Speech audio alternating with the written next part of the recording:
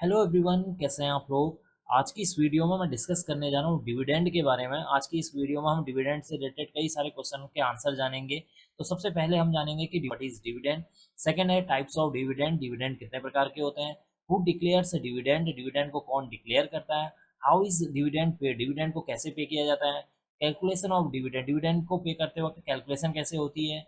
Advantage of dividend, dividend को अगर किसी शेयर होल्डर्स को मिल रहा है तो उसके क्या फायदे होते हैं शेयर होल्डर्स के लिए।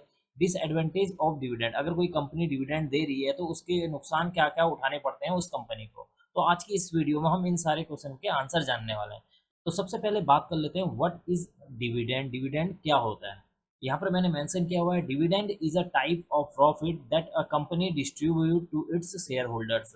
यानी कि डिविडेंड एक प्रकार का प्रॉफिट है जो कि कंपनी अपने शेयर होल्डर्स के बीच में डिस्ट्रीब्यूट करती है। अब बात कर लेते हैं कि ये प्रॉफिट कहाँ से आता है। देखिए, कोई भी कंपनी है, बिजनेस करती है, उस बिजनेस में कंपनी की कुछ ना कुछ अर्निंग होती है, कुछ ना कुछ प्रॉफिट होता है। उसी प्रॉफिट में से कुछ प्रॉफिट कंपनी क्या करती है, जो कंपनी के शेयर होल्डर्स होते हैं, जिनके पास उस कंपनी के शेयर्स होते हैं, उनको वो प्रॉफिट डिस्ट्रीब्यूट कर देती है। यानी कि उनके बीच में कुछ प्रॉफिट का हिस्सा जो है डिस्ट्रीब्यूट कर देती है। उसी को कहते हैं डिविडेंड। यहाँ पर आप देख सकते हैं and is distributed to its share holders in proportion to the shares. अब कंपनी से जो डिविडेंड डिवाइड कर रही है, डिविडेंड डिविडेंड बांट रही है, किस पर्सन को कितना जो है डिविडेंड का अमाउंट मिलेगा या कितना प्रॉफिट उसको मिलेगा, ये कैसे डिवाइड करती है। जितने नंबर ऑफ शेयर्स कंपनी के शेयर होल्डर्स के पास होते हैं, उसी हिसाब से यहाँ पर शेयर जो डिविडेंड होता है वो इसको सबमिट किया जाता है। तो अगर आप किसी कंपनी में काम करते हैं तो आप डिविडेंड को एक एक्स्ट्रा इनकम के तौर पर मान सकते हैं। जैसे अगर आप किसी कंपनी में काम करते हैं और कंपनी कहती है कि हर 6 महीने में या हर 1 साल में वो बोनस देती है, तो आपके क्या होता है, आपको एक सैलरी तो मिल ही रही है, साथ में एक एक्स्ट्रा इनकम आपको जनरेट हो रही है, जिससे आप क्या होता है बहुत ज़्यादा खुश होते हैं और लॉयल बने रहते हैं उस कंपनी के प्रति। इसी तरीके से क्या होता है डिविडेंड होता है। अगर आपके पास किसी कंपनी के शेयर्स हैं और वो कंपनी क्या हो रही है, डिविडेंड दिए जा रही है आपको, तो आप क्या रहते हैं, खुश रहते हैं कि कम से कम शेयर का प्राइस अगर ज़्यादा बढ़ नहीं रहा है तो कम से कम एक फिक्स अमाउंट तो हमारे पास आ रही है। तो उसी को कहा जाता है डिविडेंड। अब ये जो डिविडेंड होता है वो कितने प्रकार का होता है, अभी ये भी जानना जरूरी है कि डिविडेंड कितने प्रकार का होता है। देखिए, डिविडेंड 3 प्रकार के होते हैं। एक होता है इंटरिम डिविडेंड, दूसरा होता है फाइनल डिविडेंड, तीसरा होता है स्पेशल डिविडेंड। अब हम सबसे पहले बात कर लेते हैं कि आखिर ये इंटरिम डिविडेंड होता क्या है। पता, this dividend is paid during the company financial year. जो डिविडेंड कंपनी के फाइनेंशियल ईयर के दौरान जो है पे किया जाता है उसे इंटरिम डिविडेंड कहते हैं। जैसे कि आप सब लोगों को पता होगा कि 1 अप्रैल से लेकर, फर्स्ट जो अप्रैल होता है वहां से लेकर 31 मार्च तक का जो पीरियड होता है उसी को जो है फाइनेंशियल ईयर कहते हैं। यानी कि 1 साल के अंदर अगर कंपनी का जो फाइनेंशियल ईयर का जो 1 साल के अंदर अगर कंपनी ने कोई डिविडेंड दिया है तो उसको यहाँ पर इंटरिम डिविडेंड कहते हैं। फाइनल डिविडेंड क्या होता है, इस फाइनेंशियल ईयर के कंप्लीट होने के बाद अगर कोई कंपनी जो है डिविडेंड दे रही है तो उसको बोला जाता है फाइनल डिविडेंड। अब तीसरा होता है स्पेशल डिविडेंड। क्या होता है, देखिए स्पेशल डिविडेंड स्पेशल ओकेशन में दिया जाता है। यानी कि कभी कंपनी के 10 साल कंप्लीट हो गए, 20 साल कंप्लीट हो गए, कंपनी की एनिवर्सरी है, उस समय जो डिविडेंड दिया जाता है उसको कहा जाता है स्पेशल डिविडेंड। यानी कि स्पेशल ओकेशन पे एक कुछ कंपनियां डिविडेंड देते रहती हैं, उसी को कहा जाता है स्पेशल डिविडेंड। अब हम बात कर लेते हैं कि हु डिक्लेयर्स डिविडेंड, डिविडेंड को कौन बांटता है। देखिए, कौन डिक्लेयर करेगा डिविडेंड की देना है नहीं देना है। देखिए, कंपनी के जो बोर्ड ऑफ डायरेक्टर्स होते हैं उनकी मीटिंग होती है, मीटिंग में डिसाइड किया जाता है कि कंपनी कितना जो है डिविडेंड देने वाली है अपने शेयर होल्डर्स को। कंपनी के बोर्ड ऑफ डायरेक्टर्स जो है डिविडेंड को डिक्लेयर करते हैं। जैसे उनका डिसीजन हो जाता है कि हम इतने रुपए का जो है डिविडेंड देंगे मीटिंग के अंदर, वैसे ही वो अपने क्या होता है शेयर होल्डर्स को जो है इन्फॉर्म भी कर देती है कंपनी कि हम आपको इतने रुपीस का पर शेयर के हिसाब से डिविडेंड देने जा रही है। अब डिविडेंड पे कैसे किया जाता है, ये भी क्वेश्चन है कि क्या हर पर्सन को 50-50 रुपए मिलेंगे, 100 रुपए मिलेंगे।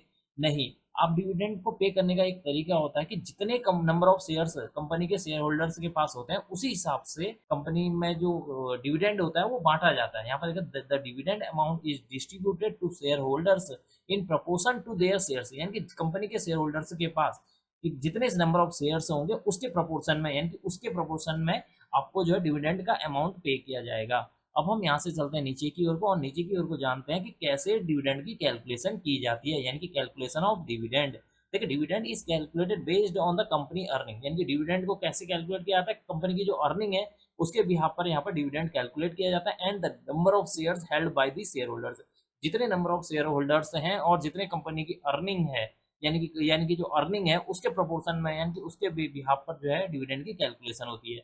अब डिविडेंड पर शेयर कैसे कैलकुलेट किया जाता है, देखिए एक तो तरीका यह है कि कंपनी की जो टोटल अर्निंग हुई है, फॉर एग्जांपल इस साल कंपनी की 1 करोड़ की अर्निंग हुई है, और 1 करोड़ अर्निंग का जो है कंपनी ने कहा रहेगा कि हम 20% डिविडेंड बांटने वाले हैं। इस तरीके से हम डिविडेंड की अमाउंट निकाल सकते हैं कि कितना रुपया जो है कंपनी जो है डिविडेंड पे बांट सकती है। या फिर दूसरा तरीका ये होता है कि कंपनी ने फिक्स कर दिया, उसने ये डिविडेंड रेट को हटा दिया। कंपनी ने कहा कि भाई मेरे को जो है 1 करोड़ रुपए प्रॉफिट हुआ है, मैं जो है मात्र जो है 10 इसमें से 10 लाख रुपए जो है बांटने जा रहा हूँ।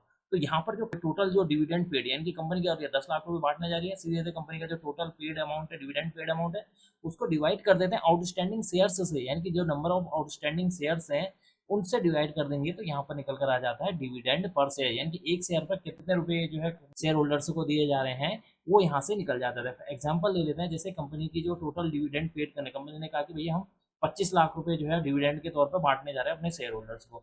नंबर ऑफ आउटस्टैंडिंग शेयर्स हैं 10 लाख रुपए, तो जब 25 लाख को डिवाइड कर देंगे 10 लाख से तो निकल कर आ जाता है 2.5 रुपीज पर शेयर। यानी कि अगर आपके पास 10 शेयर हैं और एक शेयर पर कंपनी क्या कर रही है 2.5 रुपीज दे रही है, तो 10 मल्टीप्लाई बाई 2.5 कर देंगे तो कितना हो जाएगा यहाँ पर 25 रुपए। यानी कि आपको जो है 25 रुपए मिलेंगे 10 शेयर पर, 10 शेयर पर आपको 25 रुपए देने वाली है कंपनी। बात कर लेते हैं कि एडवांटेज ऑफ डिविडेंड, डिविडेंड के क्या क्या फायदे होते हैं। भाई कंपनी अगर जो है डिविडेंड दे रही है अपने शेयर होल्डर्स को, तो शेयर होल्डर्स के लिए कुछ ना कुछ फायदे होंगे। तो पहला फायदा शेयर होल्डर्स के लिए ये होता है रिटर्न ऑन इन्वेस्टमेंट, यानी कि जो अमाउंट उसने इन्वेस्ट कर रखी है उस अमाउंट पे भी उसको एक रिटर्न मिल रहा है। जैसे फॉर एग्जांपल आपने 1 लाख रुपए एसबीआई के शेयर में यहाँ पर इन्वेस्ट किए हुए हैं, फॉर एग्जांपल आपने 1 लाख रुपए एसबीआई के शेयर पे लगाए हुए हैं, फॉर एग्जांपल 500 रुपए के भाव पे। अब स्टॉक का प्राइस है 500 से बढ़कर क्या हो गया 550 रुपए हो गया, यानी कि 50 रुपए की तो ये अर्निंग आ ही रही है आपको। अगर आपने 1 लाख रुपए लगा रखे हैं और 100 शेयर ले रखे हैं, 100 मल्टीप्लाई में यानी कि 5000 रुपए तो आप आ ही रहा है। ये प्राइस कैसे जनरेट हुआ है, क्योंकि शेयर का भाव बढ़ रहा है। लेकिन अगर आपने इसको 1 साल या 6 महीने या डिविडेंड जब कंपनी डेट पे कर रही है उस समय अगर आपके पास इस कंपनी के शेयर हैं, तो फॉर एग्जाम्पल अगर 2 रुपए के हिसाब से कंपनी यहाँ पर शेयर डिक्लेयर कर रखा है, तो इस अमाउंट पे भी आपको क्या होगा एक अच्छा खासा रिटर्न मिल जाएगा, यानी कि इतनी अमाउंट आपको एक्स्ट्रा इनकम के तौर पर प्राप्त होगी। दूसरा है कि स्टेबल इनकम, अगर आप ऐसी कंपनी के ऊपर इन्वेस्ट करते हैं जो कि हर साल में जो है 2 या 3 बार जो है डिविडेंड देती है, तो वो क्या हुई आपकी एक फिक्स इनकम हुई, यानी कि स्टेबल इनकम, यानी कि आपके पास क्या हो रही है हर बार एक फिक्स इनकम जनरेट हो रही है, यानी कि सोर्स ऑफ इनकम क्या हुआ एक फिक्स सोर्स ऑफ इनकम आपका जनरेट हो गया। आपको पता है कि इस साल मेरे पास इस कंपनी के शेयर है और ये कंपनी 3 बार जो डिविडेंड देती है, तो इतने अमाउंट मेरे पास आने वाला है। कंपनी प्रोग्रेस, यानी कि अब थर्ड क्या है कंपनी की प्रोग्रेस। अगर कोई कंपनी जो डिविडेंड दिए जा रही है तो इसका मतलब है ये माना जा सकता है कि कंपनी के अंदर अच्छी खासी ग्रोथ हो रही है, जिसकी वजह से कंपनी का अच्छा खासा प्रॉफिट हो रहा है, जिसकी वजह से कंपनी जो है अपने जो शेयर होल्डर्स हैं उनको डिविडेंड दे रही है। ये एक जो है डिविडेंड देने का एक फायदा होता है, या फिर आप कह सकते हैं कंपनी की प्रोग्रेस। लेकिन कई बार क्या होता है कंपनी को नुकसान हो गया, किसी ईयर में नुकसान हो गया, लेकिन अगर वो कंपनी अपने जो शेयर होल्डर्स को कंटिन्यू डिविडेंड दे रही है तो कंपनी के प्रति उसके जो शेयर होल्डर्स हैं उनका भरोसा बना रहता है। इसके लिए भी कंपनी क्या होती है कि कंटिन्यू जो है डिविडेंड देने के काम करती है। अब देखो भैया डिविडेंड के फायदे हमने जान लिए हैं, तो अब हम जानते हैं कि भाई ये डिविडेंड जो दे रही है कंपनी उसके क्या नुकसान हो सकते हैं। नुकसान भी तो हो सकते हैं, डिविडेंड अगर कोई कंपनी जो दे रही है तो उसके नुकसान भी हो सकते हैं, जरूरी थोड़ा है कि डिविडेंड देने से फायदा ही फायदा होता है। तो पहला नुकसान क्या होता है, पहला नुकसान है इम्पैक्ट ऑन कंपनी प्रोग्रेस, यानी कि कंपनी की जो ग्रोथ है, कंपनी की जो प्रोग्रेस है उसमें रुकावट होना। कैसे होना, फॉर एग्जाम्पल आपको इस साल जो है 5 करोड़ का जो प्रॉफिट हुआ था, अब 5 करोड़ में से 1 करोड़ आपने जो शेयर अपने शेयर होल्डर्स को बांट दिया डिविडेंड के तौर पे, यानी कि अब कंपनी के पास कितने बच गए 4 करोड़। तो कंपनी क्या करा, कंपनी को 1 करोड़ का नुकसान हो गया। अगर ये कंपनी अपने इस 1 करोड़ को भी इन्वेस्ट करती कहीं अपने दूसरे बिजनेस में लगाती, तो कंपनी क्या क्या होता प्रोग्रेस होती। तो कंपनी की प्रोग्रेस में क्या होगा एक रुकावट हो गई। इसका मतलब है कि अगर आपको डिविडेंड मिल रहा है तो शेयर होल्डर के हिसाब से फायदा है, लेकिन अगर आप कंपनी के तौर पर देखेंगे तो कंपनी के तौर पे यहाँ पर नुकसान भी देखने को मिलेगा। अब है disadvantage to the share holders. Share holders को क्या नुकसान होता है डिविडेंड देने का, देखो dividend can be disadvantage to share holders if the company does not progress. अगर कंपनी प्रोग्रेस ही नहीं करेगी, अगर कोई कंपनी प्रोग्रेस नहीं करेगी तो जो इन्वेस्टर है उसमें पैसा नहीं लगाएंगे, और इन्वेस्टर पैसा नहीं लगाएंगे तो शेयर का जो प्राइस है वो भी जो है तेजी से ऊपर की ओर को नहीं जाएगा। तो यानी कि कंपनी डिविडेंड देने से क्या होता है कंपनी के जो शेयर होल्डर्स हैं उनको भी नुकसान है, क्योंकि अगर आपने एसबीआई का शेयर खरीदा हुआ है 500 रुपए पे और कंपनी के अंदर प्रोग्रेस ही नहीं हुई, तो स्टॉक का जो प्राइस है क्या 540 के बाद जो ऊपर को जाना बढ़ना जो है थोड़ा मुश्किल हो जाएगा, धीरे धीरे धीरे करके जाना स्टार्ट करेगा। तो इस तरीके से कंपनी का एक नुकसान भी होता है। दूसरा है कि डिक्रीज इन स्टॉक प्राइस। अगर जैसे कोई कंपनी अनाउंसमेंट करती है कि हम जो है डिविडेंड देने जा रहे हैं, तो उसमें क्या होता है डिविडेंड देते वक्त क्या होगा जो स्टॉक का प्राइस है, जैसे ही अनाउंस करती है कि हम जो है इतने रुपए का डिविडेंड देने जा रहे हैं, तो जितना प्राइस वो कंपनी जो है डिविडेंड देने जा रही है एक शेयर पर, उतना ही प्राइस स्टॉक का प्राइस जो है नीचे की तरफ को गिर सकता है। ये 100% श्योरिटी नहीं होती कि उसी दिन गिरे, हो सकता है 4 दिन बाद गिर जाए, 5 दिन बाद। अगर आप देखेंगे कंपनी जो अपना जो डिविडेंड दे रही है वो अपनी क्या होती है, कंपनी का जो प्रॉफिट है उसी से तो दे रही है। तो कंपनी का जो प्रॉफिट है वो यानी कि वो पैसा क्या हुआ, कम हो जा रहा है, यानी कि बिजनेस नहीं बढ़ पा रहा है, यानी कि उतना पैसा कंपनी के जो रिजर्व है या कंपनी के जो अमाउंट है वहां से क्या हुआ, बैंक अकाउंट से निकल चुका है। तो निकल चुका है तो कंपनी को क्या होगा, नुकसान उठाना पड़ता है, यानी कि स्टॉक का जो प्राइस है वो भी यहाँ पर हैम्पर हो सकता है। When a company pay dividend it can lead to decrease in its stock price. Stock का जो प्राइस है वो गिर जाता है, मोस्टली टाइम देखा जाता है कि स्टॉक का प्राइस गिर जाता है, लेकिन 100% श्योर नहीं है स्टॉक का प्राइस गिरेगा ही गिरेगा। As investor may perceive that the company is distributing its profit instead of reinvesting them. इसका मतलब है कि यहाँ पर जो क्या होता है, जो इन्वेस्टर्स होते हैं उनको लगता है कि कंपनी जो अपना जो प्रॉफिट हुआ है उसको उसको री इन्वेस्ट करने के बजाय अपने जो जो शेयर होल्डर्स हैं उनके बीच में डिस्ट्रीब्यूट कर दे रही है, और उससे बिजनेस में क्या हो, ग्रोथ कम हो सकती है। तो जिसकी वजह से स्टॉक का जो प्राइस है क्या उतना प्राइस जो है गिर सकता है।